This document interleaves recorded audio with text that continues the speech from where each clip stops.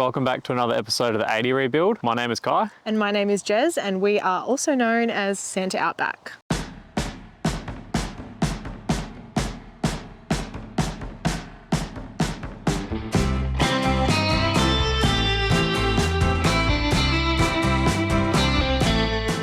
Today's episode is all about cleaning out the engine bay and removing the motor. This is all in preparation for a few custom mods, plus it's the next step in figuring out the layout of where everything needs to go. So kick back and enjoy the episode. And along with, stop laughing. I'm sorry, you're just really funny.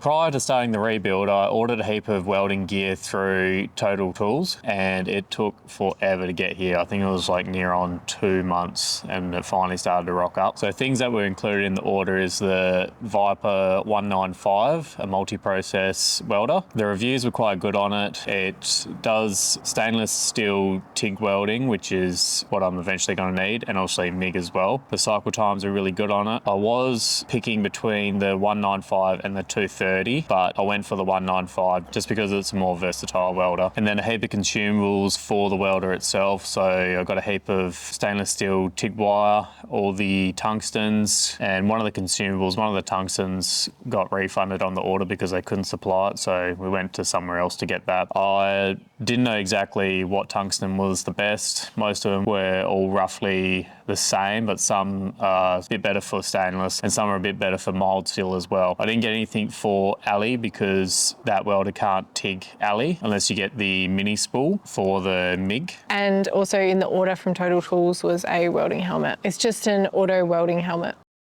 Okay, so now what we're doing is just removing the engine, just unplumbing it all, getting it ready to pull out. There's a fair bit involved, but to work on these cars, especially Toyotas, you only really need a 12mm, 14mm, 17mm and a 19mm, and you'll almost be able to strip the whole entire car. There was a heap of aftermarket parts on the car that needed to be removed. Most of it was to do with the gas system. So this 80 used to run LPG, used to have a tank underneath where the sub-tank was, and obviously that's not getting used anymore, so all that's been ripped out, chucked away.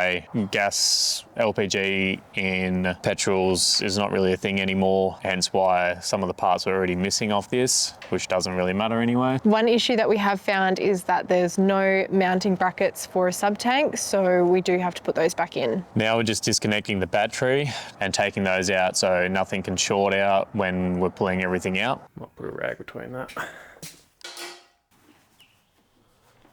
Now we're just draining the engine oil and coolant. We have to do this so we can remove the radiator. Since we've already removed the battery, we now can remove the battery box. Removing this and the grill creates a lot more room to get the radiator out. Next up is removing the intake pipe, pretty easy job, as well as removing the fan shroud, also fairly easy job. With removing the fan shroud, it's just a few bolts and then you can pop it out. And also the same with the intake pipe, it's just a few clamps. Another thing to do before removing the radiator is pop the headlights out. Now we're just unplumbing the radiator so that we can remove it. This radiator won't be used again because we're buying a new one.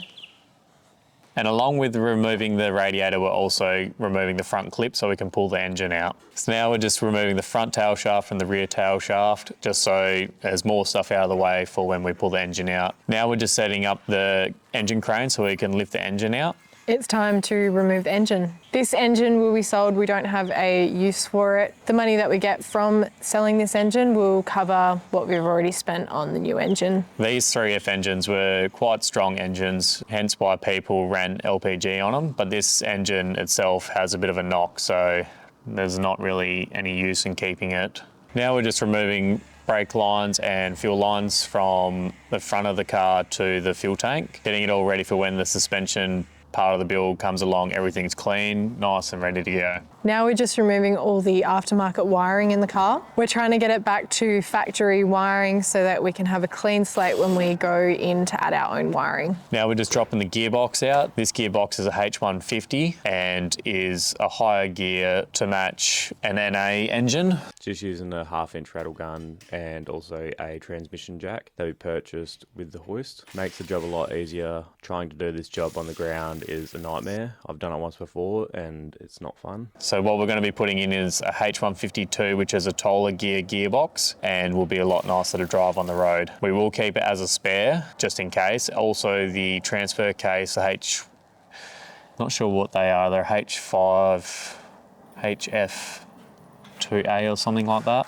which is a full-time transfer case. We will be keeping this one just in case the part-time transfer case shits itself. It is time to remove the fuel tank. We've already removed both tail shafts. We have to get the rear tail shaft out in order to be able to get the fuel tank out. This fuel tank will probably be reused. If not, I do have another diesel tank. I have plenty of other tanks to swap it with that are factory tanks. We're just doing a quick test fit with the brackets that we've already cut off the white 80 and test fitting it in the new 80 series body. All right, so engine and transfer case is out of the old 80. That was on with FT in it. And I'll sell that off.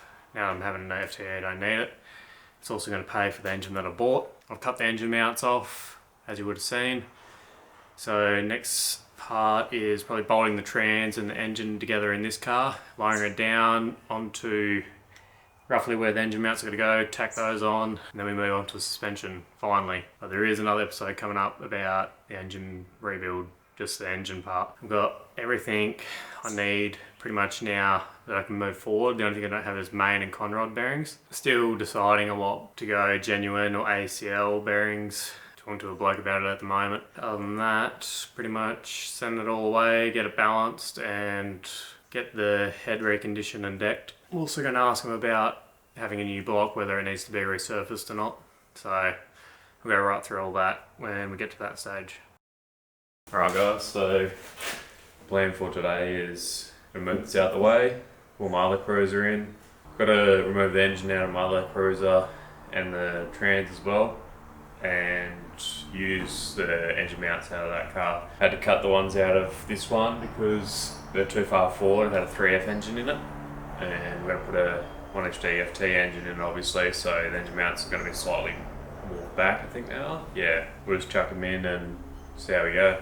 But once we get those tacked in, then they'll be on to suspension after that. Now we've rolled in the old 80 and we're disconnecting the engine and getting ready to pull that one out as well. This one I've pretty much done all the work to it, so it was quite easy and not so time consuming to pull it down. Now it's time for the fun part. We're removing the bull bar from the white 80, so it's time to start stripping down everything on that. We need to get the bull bar out the way so that we can get the engine out. Now just dropping the coolant so we can take off all the radiator hoses, and also dropping the coolant out of the water to air intercooler. This is something we're not going to reuse as it will not fit the FTE motor. So basically the same process with stripping this car down as the one that we've just done. Next up is removing the battery box to make way for removing the radiator. So now we're just getting rid of the little tiny bits like the throttle cable, aircon lines, etc., and making room to actually pull the motor out. Next up, we're removing the aircon condenser and pipe work. We are going to keep this because we're not sure on the new aircon system that we're going to be running in the 80. So we need to keep every aircon part until we can figure out what works and what doesn't work.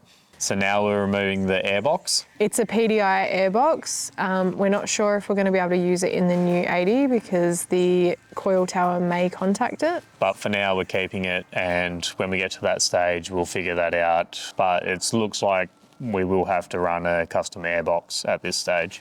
Now it's time to remove the engine. This engine sadly will be sold. It's not something I really wanted to do because it is an FT engine. I bought this about 2 or 3 years ago. This engine was looked over. It's ran fine for 3 years straight, never had issues with it, never burnt oil, so it will be sad to see it go. But it makes room for the brand new FTE engine, and it will also go towards covering the cost of the new engine, especially because we are having to spend a little bit of extra money for the engine block.